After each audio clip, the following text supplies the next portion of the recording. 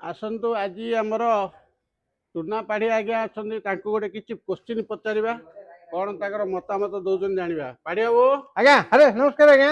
ଆଉ କଣ ଛିଡା ହେଇଛନ୍ତି କି? ଆଉ ସେ ଛିଡ଼ା ହେଇଛି ଆଉ କିସ୍ କରିବି କିଛି ଆଚ୍ଛା ଗୋଟେ କ୍ୱେଶ୍ଚିନ୍ ପଚାରିବି। ଆପଣ ମତେ ପଚାରିବେ କି?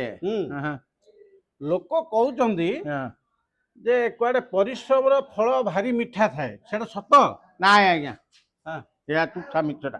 କେମିତି? ମୁଁ କାଲି ସେ ଦାସର ବାଡ଼ିଆଡ଼େ ଗଲି, ହୁଁ ଯାଇକି ସେ ଗେଟ୍ ଉଠେଇଲି। ହୁଁ ଗେଟ୍ ଉଠେଇକି ହୁଁ। ସେ କୁଟନ୍ତା ପିମ୍ପୁଡ଼ି କଣ୍ଟା ସବୁ ଆସିଲା, ସବୁ ଡେଇଁଲି, ଡେଇଁକି ଗଲି ତାଙ୍କ ବାଡ଼ିଆଡ଼ୁ। ହୁଁ ଖୋଜିଲି ଖୋଜା ଖୋଜି କରିକୁ ଲେମ୍ବୁଡ଼ି ମିଳିଲା।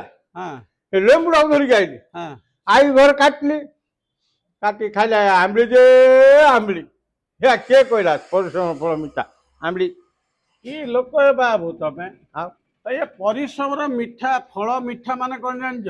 ନା ଯେତେବେଳେ କି ମଣିଷ ନିଜର କର୍ତ୍ତବ୍ୟ କରିକିରି ପରିଶ୍ରମ କରିକିରି ଆଗକୁ ବଢିବ ତାକୁ ଯୋଉ ଫଳଟା ମିଳିବ ସେଇଟା ଗୋଟେ ମିଠା ଫଳ ବୋଲି କୁହନ୍ତି ବା ତାର ଭବିଷ୍ୟତ ଉଜ୍ଜଳ ହୁଏ।